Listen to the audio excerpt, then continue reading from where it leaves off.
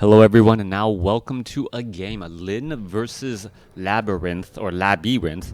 Probably going to say Labyrinth throughout this matchup here on Tyrannus Stand. Let's go ahead and break things down in this Orc versus Undead matchup.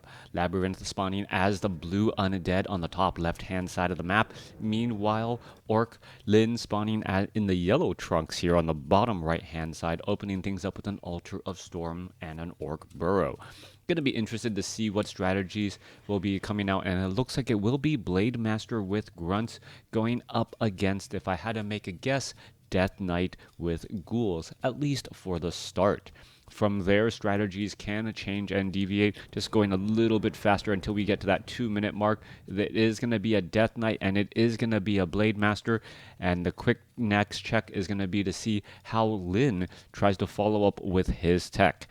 And the map is a little bit larger here in terms of walking distance, and because of that, armies will not be able to dive into your opposing base nearly as much. We could see that fast tech to tier 2 as Lin techs to tier 2 now, and meanwhile on the top left hand side, we'll see what the Death Knight opts to do. He did sell that Scroll of Town Portal, picked up a Sacrificial Skull, using that Rod of Necromancy, and may try to fast expand as well. Blight is already down, and in comes some early Death Coil damage onto that Forest Troll High Priest, just quickly trying to finish him off as much as possible. Meanwhile, the Blade Master in the center portion of the map going after this Rogue Wizard. Alright, Rogue Wizard going to take quite a bit of damage. Blade Master just wants to finish him off, pick up the item. It will be a Gloves of Haste.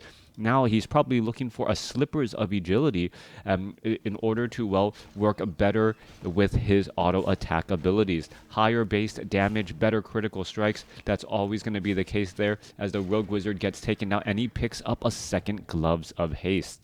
Fast attack speed now on that Blade Master, should be able to wander around. Meanwhile, off to the north, Ghouls looking to swarm out this creep camp here as the Death Knight is already at level 2 with, well, over 12 armor. That Ring of Protection may look like a bit of a waste on that Death Knight, but the Death Knight is often the unit that suffers the most amount of auto attack damage early on in the Undead army since, well, those Death Coils Death Coils are able to heal up the other surrounding units. Meanwhile, Blade Master has finished off 3 easy creep camps there and picked up a Ring of Protection for himself as well. Death Knight still wandering about. Ring of Protection +5 was sold as he picks up a Circlet of Nobility to replace that. Meanwhile, Blade Master picks up a Staff of Teleportation instead and may try to go to town on these Acolytes. The fact that the Necropolis is not teching the tier 2 means that we are going to be trying to really invest heavily into this expansion, and Acolytes only, well, trained up here at this main location. No Nerubian Tower by LabyRinth, which is going to give Lin just an absolute field day to try and take down some of these Acolytes here. Any Acolyte lost, well, will have to be replaced. There already seems to be a surplus, but any Acolyte lost will translate into, well, a slower tech to tier 2, which means slower Obsidian statues, slower Lich, and slower gameplay overall. Down to the south side here, Grunt's going to work on these apprentice wizards, giving experience to the Blade Master. LabyRinth or Lin doing a great job making sure to keep track of both of his units. That Blade Master doing a great job just trying to constantly harass while the Grunts are still at work, not just sitting back at home, but instead actually doing quite a bit of work clearing out some of those creep camps and giving a bit more experience. As the Blade Master heads back, what is he going to do? He's going to go ahead and teleport back with his fellow Grunts here and perhaps try to clear out some of these creep camps off to the north. Rogue Wizard will end up falling Shadow Hunter out on the battlefield, adding support to that Blade Master, perhaps with Healing Wave, at least some healing salves first, and perhaps even a Clarity Potion a bit later.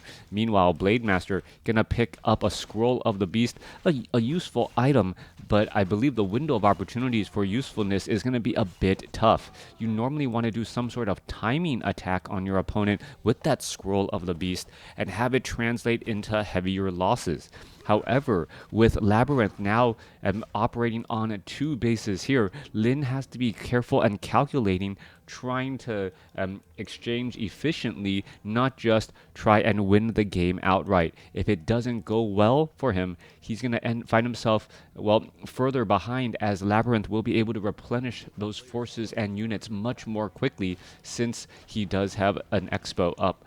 All right, Shadowhunter going to go ahead and try to clear things up here. Well, Lin also getting up a Forest Troll Berserker for a bit of ranged damage. These Kobold Geomancers really make it difficult, however, to try and clear out these creep camps, as, well, Slow does slow things up. Back around, Blade Master of Lin still causing a bit of harassment here. You can see dual gloves of haste, dual rings of protection, and just constant harassing on these acolytes. There goes one acolyte there, level 2 Windwalk, dealing the necessary bonus damage. Meanwhile, Death Knight will be getting a partner in crime in just a little bit. You can see Graveyard and a second crypt being added in. Are we going to be looking at gargoyles? That is the question here, as the Blade Master tries to go after these acolytes once more. Blade Master once again, well, gonna shut down a Ziggurat before it gets up and operational. Labyrinth losing, I believe, that full amount there. Didn't get it to cancel in time, as Raiders are now joining in on the fight. Spirit Tower is going to be ready here in just a moment.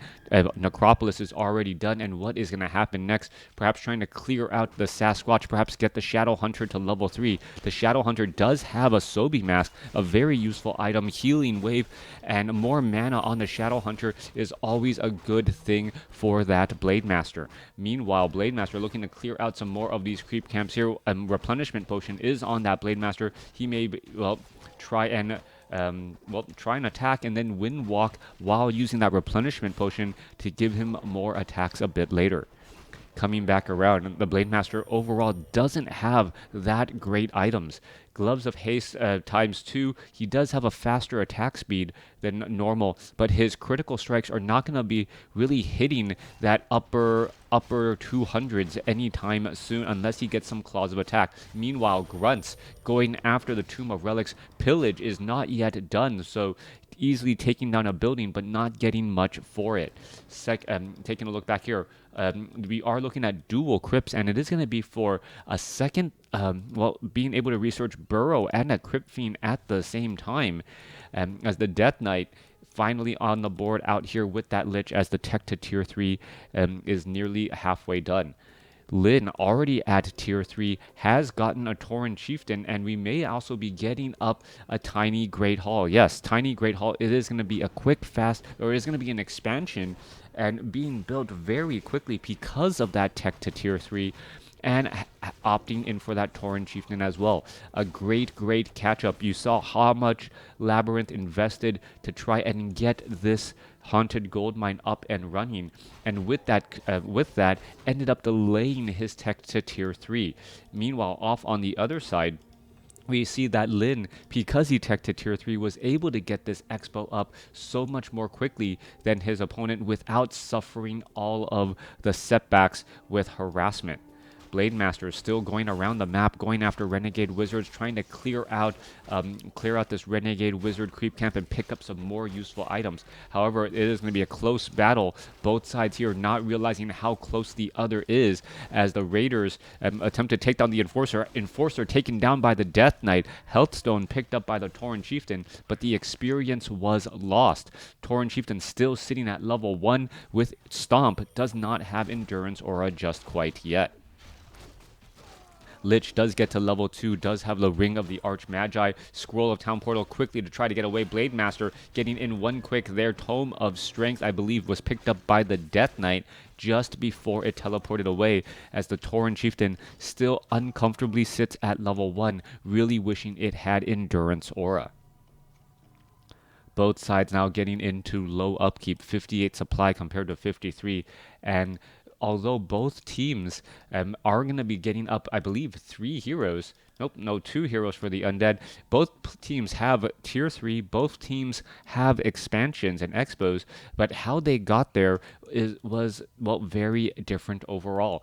Even the supply seems very similar, but, well, just because you get to the same destination doesn't mean the route you took there was the same. Slight hero level advantage, I would say, for Lin, since he does have a third hero out in play, and as that Tauren Chieftain gets to level 3, multiple level 3 heroes is just going to be that much stronger. Shadow Hunter with also a pendant of energy on top of that Sobi mask should be able to get in plenty of heals. Orb of Lightning on that Blade Master now, and that is important to try and get some purges on some units and prevent them from being able to retreat easily. Kodo Beast taking a quick blast right there. Frost Nova and then Crypt Fiend damage. The Crypt Fiends could try and go after the Kodo Beast now. There is a stomp here. Kodo Beast going to come in from behind, get in a chomp. Are we going to perhaps get a heal? No, we are not, as the Tauren Chieftain still fighting his way through. Tauren Chieftain, as he going to put his foot down here again. Yes, he does. I believe that burrowed Crypt Fiend is in fact stunned as the Lich gets taken down.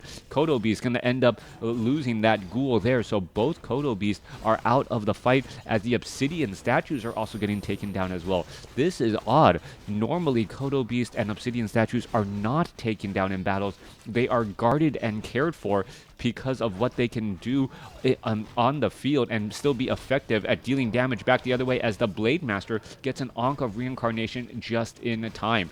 All right, going to go ahead and get back into action. There's a Death Coil there. Blade Master ready to dive on in once more. Are we going to be seeing some purges? There is another Death Coil there. Crypt Fiend about to get taken down. Healing Wave bouncing around. Blade Master does have a little bit of mana, as a Crypt Fiend going to get taken down there.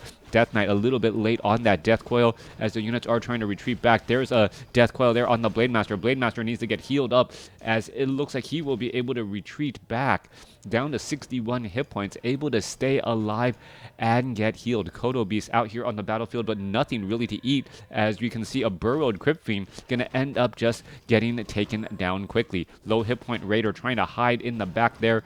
66 supply compared to 37. LabyRinth is in serious trouble now, as LabyRinth, well, down by over 20 supply, needs to retrain up some of those units. Lin keeping that Blade Master alive was absolutely key. Swapping that Ankh of Reincarnation at the right time. And, well, Lin already back up to 70 supply compared to his opponent, who's currently sitting at 46. The Blade Master sitting at level 4, the Shadow Hunter nearly at level 4 as well, means that those hexes will be lasting a bit longer, or perhaps just trying to get the Tauren Chieftain to level 3. If we get a double level up on the Tauren Chieftain and the Shadow Hunter, I believe the momentum on Lin will just be too much to stop with that longer duration stun and longer duration hex. All right, army is looking strong here. A couple of grunts, couple of raiders, Tauren Chieftain with very strong items and very good armor as well. Already up to 9 armor at level 3. 9 times 654. So adding about 500 effective hit points, going up against auto attacks, not really going up against anything else here. All right, look, let's take a look. Shadow Hunter going to try and dive on in here in just a moment. Obsidian statues. Oh, quick scroll of Town Portal by LabyRinth. He's trying to escape away, minimizing his losses, and able to do exactly that there. But cutting your losses does not mean you are getting ahead. LabyRinth will be heading back here, perhaps trying to repair that Obsidian statue. Do we see destroyers out on the battle? I don't think there's a destroyer yet. One Obsidian statue low on hit points, and the problem with Obsidian statues is that very first destroyer is always a little bit more costly, since you lose the mana on that Obsidian statue. If there was a way to transfer the mana from the Obsidian statue into the destroyer, well, that would make destroyers even more powerful, which as a human player, I would not condone. Coming back around, Blade Master, Tauren Chieftain getting ready to go to the top right-hand side. We're looking at the Blade Master illusion getting caught right here. It's going to disappear in just a second as the Raiders are ready to dive on in. Raiders do in fact have, I believe they have Pillage, able to deal quite a bit of damage to this Crypt here. Meanwhile, coming back around, Blade Master does not have a lot of mana, so this could become a bit of a problem. Shadow Hunter trying to hide in the back here. Massive battle underway. Crypt Fiends are burrowing, but not quite sure why. Those are full hit point Crypt Fiends getting burrowed, and LabyRinth is just losing control of his units. He does not need to set himself even further behind. Perhaps those Crypt Fiends are trying to avoid being eaten by the Kodo Beast, but each of the Kodo Beasts already has something in its belly. Crypt, or what is this? Obsidian statue after obsidian statue slowly getting picked apart here. Kodo Beast finally losing its lunch, so to speak, as the Crypt Fiends are now back out here on the battlefield trying to get those Crypt Fiends back. More burrowed Crypt Fiends going to be revealed. 50 supply compared to 79, and that's not even accounting for those that are currently walking away in the belly of those Kodo Beasts. Coming back around, it looks as though the Lich is going to end up falling, and with a last-second Death Coil trying to finish off some units, unable to finish or unable to hold the onslaught that was Lin. Lin playing a great game there, just really, really strong, allowed LabyRinth to get that early expansion. Lin just played that Blade Master, constantly harassed, made sure that that early expansion didn't translate into an unsurmountable income advantage. By the time Lin was able to get to tier 3, that Tauren Chieftain, that tiny Great Hall, the tech advantage was able to catch up to that economic advantage. And then once that first battle went down, things just went really well for Lin. Even with a 2500 gold advantage mined, Lin was still able to make up that difference easily. Thanks for watching. Thanks for listening.